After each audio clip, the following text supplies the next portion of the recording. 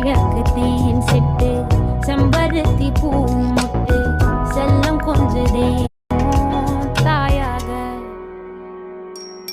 நீ நீ சொல்லும் கதை நான் நான் கேட்கும் வர நாமாவும் மாய பறவைகளே தென்கிழக்கு